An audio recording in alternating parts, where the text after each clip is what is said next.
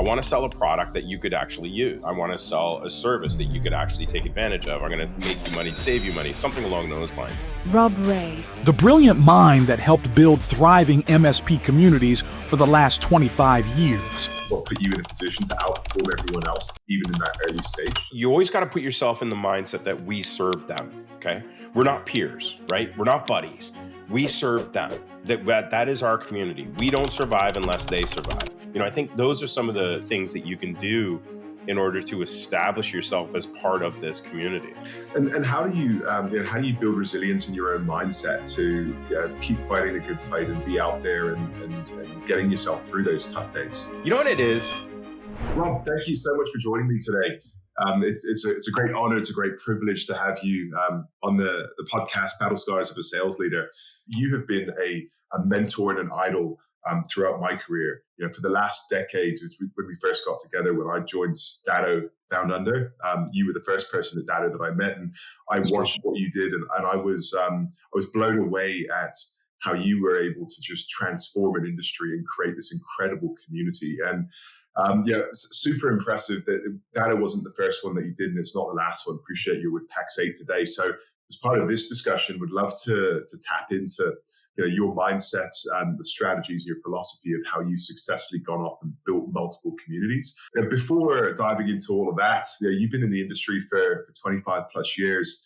Thinking back to even when you were at school, did you think that you were going to be getting into tech, and did you think that you were going to be getting into some sort of sales role? Absolutely not. And by the way, it's an absolute honor to be here with you, my friend, and doing this again. So thank you for the invitation, and I'm equally happy to be here. No, absolutely not. It's when you're younger and you're going through school and you got different ideas as far as what you want to do with your life, and it changes all the time. And by no means was I the best student, so it wasn't like I'd have my pick of the litter or anything like that. And also, unlike today, only like the really, really smart kids would go on to college or university. And then the rest of us would try to figure out how we were going to struggle through the rest of life. My goal, ultimately, I did end up going to university. I ended up starting to go to university. I wanted to be an accountant of all things, which is the exact opposite role of what I do today. And I'm super glad that kind of didn't work out, but that was the goal.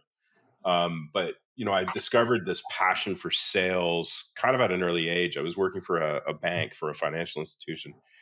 And this is back in the days when you would go into a local bank branch to transact, like right before, just as bank machines were coming out, ATMs were coming out. And my boss had tasked me with it's a little bit of a longer story, but I wanted a bigger job. I wanted bigger money. And he said, well, you have to get into sales in order to do that. So we're rolling everybody into these banking plans, like that per month fee that you would pay for a banking plan. He said, if you can convert more people to this banking plan, I'll give you a sales job, which will ultimately pay me, I don't know, it was like an extra $1, a pay or $1 an hour kind of thing. And ultimately it worked. I mean, I went out, I grinded it out. I was the top person, not only in the branch, but in the region, but kind of discovered this passion for sales, and then just kind of continued that way. Focusing in on that piece there, your initial, your why was, I want to grow and I want to make more money. And then you were given an opportunity and you were more successful. Can you think back to what put you in a position to outperform everyone else, even in that early stage? Like, what did you do differently to everyone else?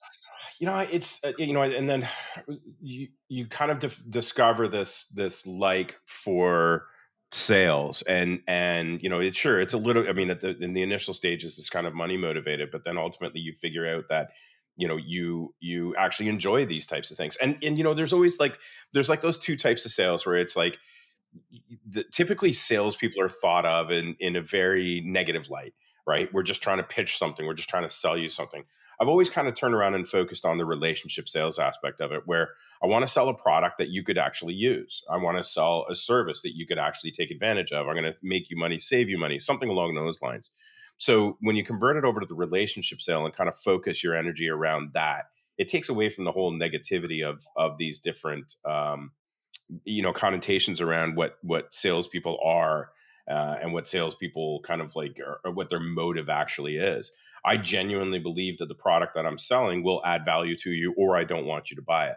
And I think if you go in that approach, then you'll succeed all day long. But for me, to answer your question, it was more about challenging myself. Can I do better than I did the previous month? Obviously, when it comes to sales, one of the great parts about it is the fact that you potentially have peers around you that you're competing against. And what other role in an organization benchmarks you against, like quantitatively benchmarks you against other people, where you can say, I am better than you because I did X, right? There's not many roles in organizations where there's an actual scorecard. And, when you're focused on that, looking at that, and can kind of prove to an organization your success, I mean, that's where it is. In all honesty, though, James, the only reason why I ended up in sales was because I had to drop out of school, so I didn't finish my finance degree. I was, and now would say very blessed to have had a child at a very young age. It wasn't the plan. You're supposed to finish uni and then start having children. But I ultimately had to leave school in order to go and make money, and I wasn't qualified to do anything but sales is one of those roles where you can kind of make a lot of money and not have to have a degree or an education to be able to do it. You just have to have that personality, that grind, that want. And how many years were you in sales before you got an opportunity to step into people leadership? And I don't know if it was a tipping point in your career, but was there something that excited you about actually transitioning to really driving a sales team? Yes and no. Like, you kind of, when you're looking at your career, a lot of times you think that the next logical step is to be managing people, right? You come from an individual contributor to a manager of people, and that's not always the best thing. I mean, I've had phenomenal salespeople work for me over the course of years, but they are absolutely terrible people manager. And it's this whole idea is that, are you better as an individual contributor, just taking care of yourself, living on your island, versus training and coaching other people? And I think there's the other aspect of it too, that you have it set in your mind that growing into a management role and managing other people means you're ultimately going to make more money. That's not necessarily true either. I'm actually a big proponent that the top of your top sales force should be making more money than the people that are managing that sales force. There should be more of a medium mark for that. So you have to have, get away from the idea that it's a natural progression to move from an individual contributor to a manager, and also get away from the idea that everybody's good at people management, right? It is a completely different skill set, and there are days that I love it. There are days that I absolutely hate it. I just found a passion for it, and fortunately, through becoming kind of the best at the sales role, they kind of default promote you into it, which again, logically doesn't make any sense, but that just happened to be where my journey went. Yeah, it's an interesting point, because you often see that it is the top person gets promoted and becomes a sales manager. And the reality is a lot of teams take a big hit, because all of a sudden that big revenue stream that they had has now been depleted as this top salesperson tries to figure out how to motivate and inspire different reps. But you were at Compaq Computers for a number of years, and then I think it was HP acquired them at the time, and then you transitioned into Level Platforms. Was that the next step for you? There was a little bit of a journey there. It was Compaq Computers, yes, was the first kind of role at IT, and the reason why Compaq actually hired me, interestingly enough, wasn't because of my technical skills. As you know, James, I am not technical in any way whatsoever, right? But Compaq, what they were struggling with back in the day was they were kept putting and promoting these technical people into sales management roles, and they were missing the sales management skills. Great at understanding the tech and the line card and everything that they can sell, but not so good at managing the day-to-day people. And it was an inside sales group. It was kind of entry level sales, so it was a high churn group. And that's where they instead turned around and focused on, we need a good sales manager as opposed to somebody that's coming from the technical space. So that's how I ended up in IT. I did exit IT because when HP acquired us, I'm out of Canada, and the Compaq Canada executive team was most of them were let go, and they started a payroll company in Canada and asked me to join them. knowing my sales background. So it was a phenomenal opportunity to go and join a payroll company, which again, finance being a little bit of my background, a little bit of my passion, went over there. That being said, I got bored. I got colossally bored with it, and needed to get back into the IT space because IT, one of the beautiful things about our space is it's constantly changing. There's always innovation. Something's always moving forward. And in a lot of industries, especially in the finance space, things tend to stay the same. They want them to stay the same and predictable. And it's just not as much fun. So, it was kind of cool to have the ability to come back into the IT space and specifically into the MSP space when I came back, rather than going back into the hardware side. So you transitioned back into the IT side, into Level Platforms. You came in a sales role, sales leadership, also business development as well. And I want to unpack this a little bit because a lot of businesses think about their go-to-market strategy, and it's heavily around. Even today, it's, hey, what's my sales strategy, my marketing strategy, and my product led, and my sales led? Have I got some events that I go to? But there's a piece that I think is missing with many organizations, whether it's inside the IT channel or whether it's outside, is this concept of community, this concept of ecosystem. And I think that you were really one of the pioneers of that in the Level Platform days, where like what was it in, from your perspective, where you actually identified this opportunity to create a community? I don't even know if it was called community back then, but really bringing together people and giving them a sense of purpose and buy-in. Like, so talk me through like what went through your mind, and how did you devise that strategy that took the business from relatively small to pretty substantial? Yeah, yeah. It actually. So you're absolutely correct. It's kind of morphed over the years, and I'm sure you experienced this back in your like Autotask enabled days, all those things. I was VP of sales at Level, which is an old RMM company, and what we discovered, or what we were kind of working towards, was the idea that the community, like the people that are in our space, they have a tendency to talk to each other. Even though they tend to compete with each other, they have a tendency to talk to each other. They tend to make buying decisions as groups as opposed to as individuals. If my competitor goes and chooses product A, I'm going to go and choose product B, because I don't want to have the same product in the same stack, so that there's like this comparison of price, rather than who's got it cheapest kind of thing. We don't deal with any of that most industries do. Instead, like the fact that these people all work together it's a very unusual thing. So we started noticing this and really leveraging that, back in the Level Platforms days. We didn't, like you suggested, didn't even quite call it community. We just had to take advantage of how the market was responding and how we could continue to sell stuff. Our product was not the best product in the market, right? And RMM it was an emerging technology. There were other products that were better. There were other products that were cheaper. One of the things that we took great pride in was our relationship that we had with our partners. And we had to have this phenomenal relationship because we weren't going to win on price and we weren't going to win on tech. So where do you win? You win by that relationship build, by taking care of your clients, by returning their phone calls, by answering their phone calls, by providing great tech support, those kinds of things. Well, you hope that your technical team fixes all the problems in the background, and the price wise, it all kind of comes back into line. I think then, when I joined Datto in 2013, and I'll give you and I both worked for Austin McCord for a number of years. I think that's where we can kind of give a little bit of kind of a tip of the cap there to him, because he was the one that kind of recognized that this could be a role in itself. And when I joined Datto, he's like, I'm like, my forte is sales. My forte is being VP of sales. I know how to run sales organizations. I know how to run funnels. I know how to do all those things that are necessary to be successful. And he goes, I don't want you in sales. I want you to build out the community. Another vendor in our space that you and I are both very familiar with, ConnectWise. They were building a very, very strong community out there, and they were winning business as a result because people wanted to be a part of this group.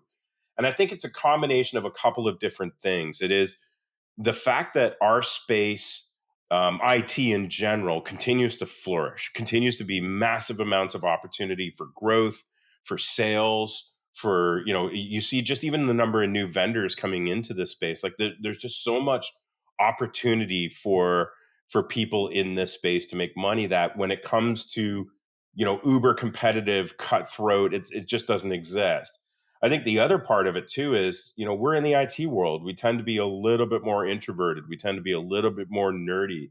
Um, this is a group that accepts that. This is a group that actually, wraps its arms around it and really relishes in it. So, we're all at, the root, we're all pack animals. We all want to be loved and accepted. We want to walk in a room and we want to know everybody in the room's excited that you're there. That happens in our space. It happens everywhere in our space. And I think for those particular reasons, this is why, I think our community in our vertical here, in our ecosystem here, A, is super, super important, but B, I mean, I think that's the reason why it exists in the first place and continues to flourish. For those vendors, whether they're in the MSP channel or even outside of the MSP channel that may be listening, yeah, if they're thinking about, what does it mean to build a community, like what would you say the core the steps are that they should be thinking about in actually establishing that initially? And you know what? Maybe we should even take one step back and say, what does community mean? Like, what do we say this word community?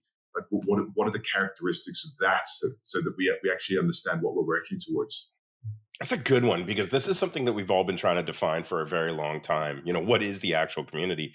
And it gets really, really hard to measure as a result. It's almost like, marketing can be measured in certain things like MQLs and SQLs and those kinds of like activities. But ultimately, is the marketing message the right one? Are people feeling it? Are people understanding it and they're responding to it?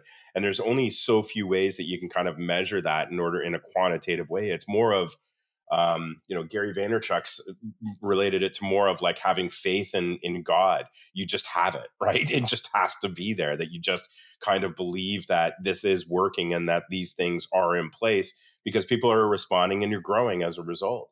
So, it's hard when you talk about what community is. If I'm going to define it, I guess, we've talked about reasons as to why it actually exists. If we're going to define it, I would suggest that it's more when you go to a Reddit. I know, as much as a lot of us will shake our heads and roll our eyes, or go to a Facebook group. When you have like-minded people from all over the world sharing information as far as what vendors are using, how they're using them, how they're pricing them, how they're going to market with them, and sharing this, in open forums like those types of things, I think that's where your kind of foundation of your community comes in. When you physically go out to these events, and you and I have been around worldwide, you and I have done a ton of events globally, and you see it when everybody walks in the room, and just kind of there's this common denominator that everybody just kind of gets along. Everybody just kind of shares. Everybody kind of, has this conversation. I mean, I think that's where, that community engagement comes in. So if you think about it from a vendor perspective, it is so critical that you have a good reputation amongst this group, that you have a at least decent enough product, or own, the non-decent parts of it, with a roadmap. And here's what we're working on. Transparency is a word that I think should be used more in our space. And I think vendors that are focused on this, and at least recognize that there is this aspect of this community here, and are transparent with that community, I think ultimately are the ones that are going to win. And you've mentioned this a couple of times, right? Where I did it at Level, I brought it to Datto. Pax8 already had it. I'm just kind of continuing to run with it. You did the same thing with your journey, and then, there's others in our industry that we've seen continue to run in that embracing this community aspect, being out there, shaking the hands and kissing the babies, and making sure that everybody's happy. And when they're not, like running at it instead of going and hiding. And you got one shot at this. Perfect example of this, and James, you can relate to this. There's a very good friend of both yours and mine, Britt, MSP, obviously out of the UK. And they used Datto back in 2013 when it was just kind of new. And we screwed up. We totally screwed up. We lost him some business, and he decided there's no way in hell I'm going to be able to do business with Datto. And in 2013, he switched. You fast forward 8, 9, 10 years later, the product has improved significantly. The process, the support, everything around it has improved significantly. But he cannot come back. He can never come back to us. And he talks about it. He says, I get it. It's a completely different team. It has completely been developed. It's been completely changed. The pricing's different. Everything is different about it. But I can't go back because we all still have this bad taste in our mouths associated with your brand from 10 years ago. So, it's this weird kind of thing where, you really, really have to take care of everybody that you possibly can out of the gate, because you potentially may only have one shot at their business, not just now, but probably for the eternity of your business. MSPs don't tend to leave and come back to organizations. They just tend not to. They'll go and find something else if they're unhappy. Yeah.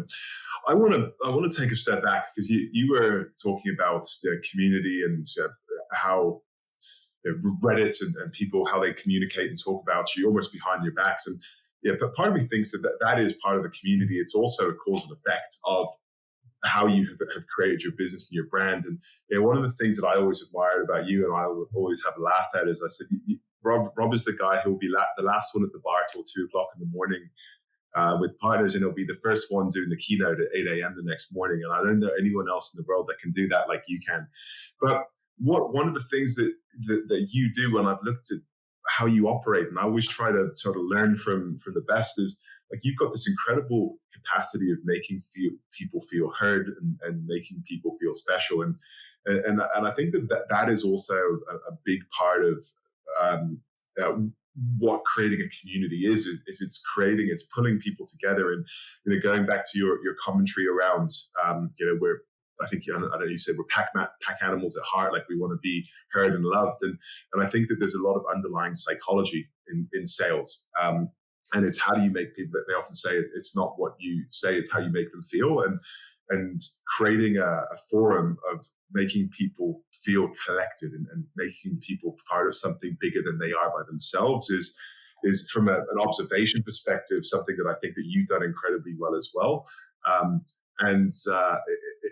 It's not easy, and it does take a lot of time and commitment and investment to get there. But like you said, the pack speaks, or the pack is spoken. If they really like something, then they'll go all in with you as well. Yeah. No, you're absolutely right. And you know this too, because I've watched you do exactly the same thing. People like to do business with people they like. And if you're not a likable person, then, or if you don't like people, like, if engaging with human beings just isn't your thing, and that's fine. There's a lot of people that just aren't that good at it, aren't that interested in it, then hire somebody that is, because like that connection is so critical, because that's what you have to have an identifiable brand, an identifiable person, an identifiable culture of your business, so that people can relate to it. They want to be a part of your community. And there's a lot of forgiveness that comes in that, which is things like you can drop the ball on something, a bad product release, or a price increase or something along those lines. If you have a community where people just enjoy doing business with you, they'll pay a little bit more. There's a lot more forgiveness for that, because it's not a culture where it's exclusively focused around tech, even though we're in the tech industry. It has to work, but you can make mistakes.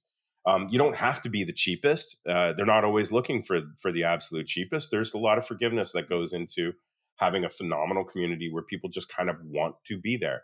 And just to we touched on kind of beginning to look at like what does a community look like for some companies that are they've had some funding, they're internationalizing and going into new regions and looking at creating some form of community in their different geographies, whether it's in the ASEAN market, APAC, Europe, North America.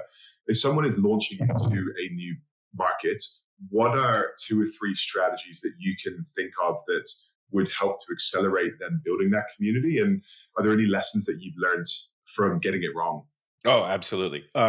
So I think a few different things. Number one, this does take time, right? Think about it as, anybody that think of it as any relationship that you've ever had with a potential partner or spouse. You don't get married on the first date. And I think that most of us don't. But a lot of the relationships in this space are built over the course of time, and I think that longevity piece is critical. You need to keep showing up and keep showing up and keep showing up. I see too many vendors come into this space, try to sell something after 3 to 6 months, it's not working, and they leave. And part of the problem is that happens repeatedly to the point where, in our space, at least in the channel space, within communities in particular, they're waiting to see if you're going to leave. They're waiting to see if you're going to be around for a year, for 2 years. And only then do they tend to want to buy something. And so it's this dance that kind of goes on for a while, where you need to be there, you need to be consistent, you need to keep showing up. And then only then will they tend to have a certain level of trust that they'll actually start buying something. So whenever I'm talking to a vendor or anybody that wants into this space, my first recommendation is you got to give this time. You got to give this time. Don't expect anything right out of the gate very, very quickly. I think that the other aspect of this is that word of mouth, right? That your best salespeople are always going to be your clients, so or your partner. So the faster that you can find these partners, as much as I just said, it takes time to find these.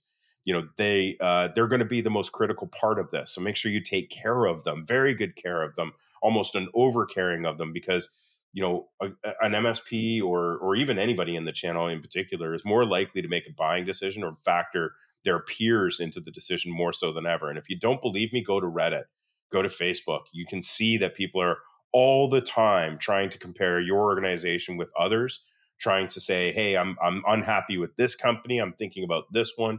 And they go to their local communities for feedback rather than doing demos and trying to do the research on their own.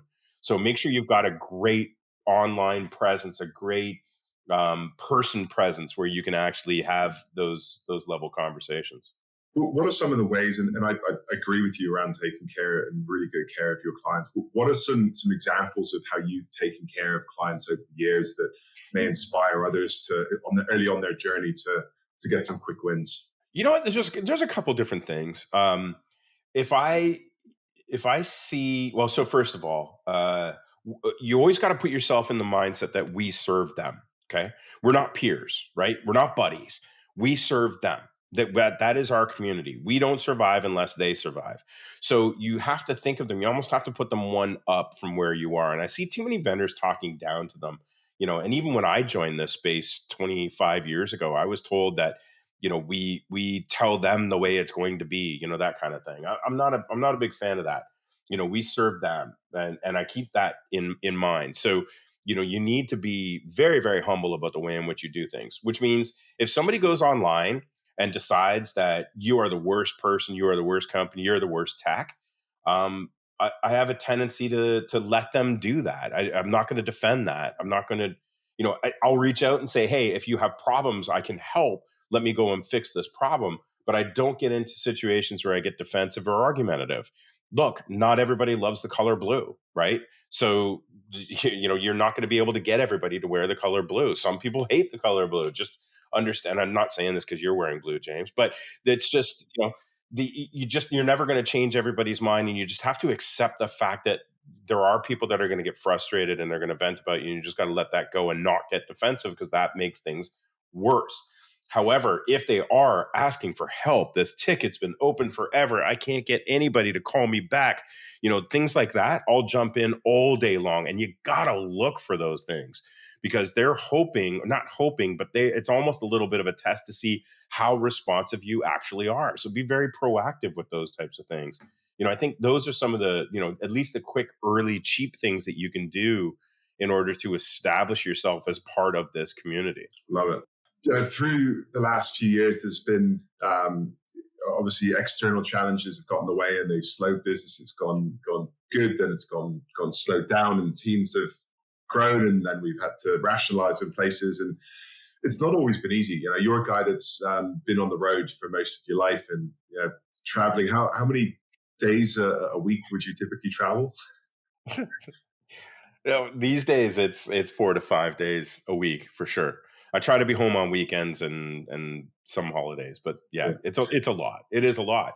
But again, that social aspect of what we do is super important, and I love doing it. I do love doing it. So And how do you build resilience in your own mindset to keep fighting the good fight and be out there and getting yourself through those tough days? You know what it is? I'm I'm in a bar. Surprise!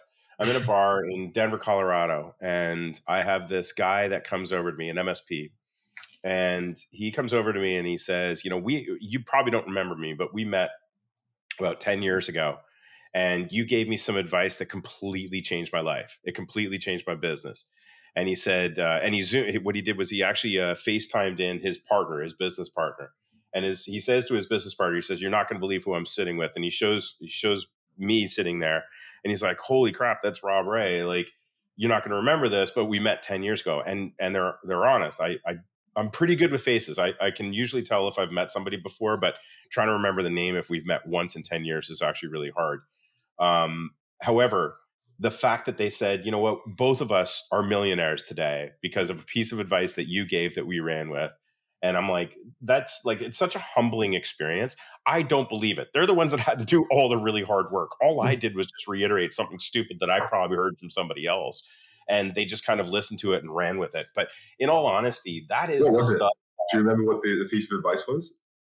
It was actually trying to move away from one-time revenue to recurring revenue. It was something along those lines. It was something about the transformation of managed services, firing bad clients, that kind of stuff. It was something along those lines. In yours and my mind, because we both come from that PSA or RMM. This was advice that we would give out every single day, right? So in our mind, it wasn't anything life-breaking, revolutionary. Let's write a book about it. It was literally probably some of the most basic stuff. But again, James, and you know this, us vendors, we kind of sit there and wait for everybody to call us and buy our crap rather than us going out and providing education and providing support and having conversations about their businesses that maybe have nothing to do with our businesses. It's being, again, part of that community. It's trying to find ways in which you and I get an opportunity to talk to tens of thousands of MSPs or vendors every single year from around the world, right? There is strength in that knowledge. Why not share that with everybody that's out there? Yes, you're going to have some people that are going to say, "Don't care, you're wasting my time, you're just trying to do a bait and switch, trying to get me to buy something." But in essence, and it happens more often than not, when somebody comes and says, "You changed my life." And I know we're not talking about, life critical things, but making money, running a successful business, growing a business, providing employment opportunities for other people who could do those same things for their families. Like, when you look back at this at the end of the day, especially in the industry that we're in that's growing like crazy, these Mm. are big wins. So, when I'm sitting in that hotel in Detroit, Michigan on my 15th day on the road and I haven't seen my wife or my kids and I hate my life, those are the things that kind of come up for me, which is there's a purpose to all of this. And it's beyond just making money and selling more of my stuff. I've really picked up some of the key things around community. It's around delivering high quality service. It's around really helping people to grow their business and really being proactive and going out there to look at where there may be an opportunity to improve things. Here's a question for the organization and vendors that are on the way up. They've got maybe the traditional go to market, they've got sales, they've got marketing, they've got digital, they've got some events. But what is from your experience, a pivoting point in their strategy where they should really create a KPI or a job description for someone to go out there and fulfill all of these things that you're doing? And what does a KPI or success look like if someone is going to start to give this responsibility to someone like yourself? You talk about hiring a channel chief. Yes, I guess the channel chief is the end goal, but there's a lot of companies that may not have necessarily the budget to have a dedicated person solely in the channel chief type role. Or maybe they do. What is your opinion on when should you get that person, and if you can't afford a dedicated person, how do you begin to compartmentalize that role and responsibility and determine success? Yeah, it is a great question, and I'm agreeing with you. Not everybody can. Um, uh, so having and so we've talked a lot about this, how personality is so important in this, and having an individual that can relate back to your potential customers, prospects, partners, having somebody that can actually and is interested in doing that. there are so few and far between, right? Probably in the MSP space alone, there's maybe identifiable 30 or 40 people that can actually do this, which means you're going to pay a premium to hire somebody that can come in and do that. There are fractional operations where you can actually hire a company. We all know a couple of those, right, James, who can come in and potentially help with those kinds of things, or have the leverage and experience, knowledge, connections. I mean, that's in essence what you're paying for before ultimately you have to find, and particularly find, an individual that can potentially do this. The other option is find somebody that you can grow into this position. I mean, we've been hiring people. You know what I find? So the best people I find for this particular role, and I don't know where this trend comes from or where this trait comes from, is somebody that's really enjoys sales, somebody that's been doing a sales role, and they can go through the entire sales process. But what's the final step of a sales process? The final step is asking for the business. And that has a tendency to be some of the more difficult conversations, because human nature says that we fear rejection. We don't want to be rejected, right? We don't want to get kicked in the teeth. We don't want people to say no to us. We want to be loved and admired everywhere we go, wherever we go, all the time. So we avoid situations that put us into situations where we're going to get rejected. And in the sales process, there's going to be a point where you're going to say, are you ready to buy? And there is opening that door where somebody goes, no. So you've got that rejection piece. So there's a lot of really, really good people that are out there at taking a sale right through the entire process, but really bad at asking for the business. They want instead the prospect to come to them and say, all right, I'm ready to buy. So they never actually ask the question. Instead, they just wait and kill them with kindness and phone calls and emails, waiting for them to be the ones that say, okay, I'm ready to buy, rather than us asking for that business. What I find is the best people for this role are really good at the entire sales process, but maybe miss that one final step, which in my mind is actually okay, because what is our job? Our job is to get people interested in our organizations. It's to get people interested in what it is that we're doing, the journey that we're on. Why do you want to be part of our community? Why are we the cool vendor in this space? And why do you want to be part of all this? And then I'm going to hand it over to somebody that's going to say, all right, let's get you on to buy something, or let's get you a certain product or onboarded, or those kinds of things. So even if you have somebody in your organization that you find, like, and we see this all the time, really, really nice people, but they're just not hitting their numbers. Maybe those are our ideal candidates to be the ones that are out there shaking the hands and kissing the babies, as long as they're passing those leads back over for somebody to actually close. There will be a point where all this is so necessary, and a lot of times it's usually the founder or one of the senior executives that kind of has to start it. Pax8's very similar. One of the most identifiable people at Pax8 is our president, which is my boss. And when I first met him, he was channel chief of this organization. I now work for him, but he's now evolved and moved and hired enough people, and can afford to hire enough people, that he doesn't need to do that anymore. But sometimes that person is the identifiable person that goes out. Arnie Bellini was the first person out doing ConnectWise meetings. Our Austin McCord was the first one out doing those Datto meetings. So, sometimes it does need to be a senior leader or the creator of that tech to start, but then ultimately you'll find enough success that you can bring somebody else in to do that. And how do you quantify success? Dollars. Revenue generation. There has to be a certain amount of revenue generation. EBITDA, of course, is always the great measurement, but you don't need to focus necessarily on that part of it until you're starting to get really serious about raising money or selling the company. But how do you measure success? I would suggest it's got to be revenue, right? It has to be. My wife runs a small business that she started probably about 4 or 5 years ago. She's up to about 5 employees right now. Every dollar that she's investing back into this business. So right now she's at a net zero revenue. We're not losing money, but we're not also making money on it. She is paying herself, which I find that a lot of entrepreneurial small business owners have a tendency to ignore. That's super important that they do pay themselves as part of this. But the fact that she's running at zero, we're okay with that right now. There will be a point where we're going to turn it into a profit. But right now, it's just kind of investing as much as we can into the business to grow it. When you think about, looking forward to, you've got an incredible name of what you built for yourself in your career so far, but looking for the legacy that you want to be leaving, in the next few years, when you look back and say, like, this is my my next big milestone achievement, like, what stands out the most in terms of something that you want to leave behind? There's some, there's a, okay, bear with me here, James. There's an incredible speaker an incredible human being that I met a number of years ago.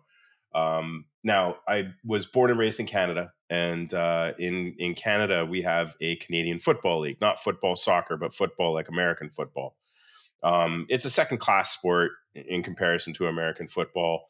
It's not overly, I'm sure a lot of Canadians will hate me saying this, but it's not overly loved in Canada, especially in Toronto, where we're used to having like real high end teams, not kind of subpar teams. Anyway, he played for the Toronto Argos for a number of years, and you'd think, okay, what is this stupid football player going to say to you? But he was actually one of the most intelligent, caring individuals that I'd ever met in my life. And beyond trying and spending a lot of time with him and ways that he impacted my life, one of the things that he always said has kind of resonated with me.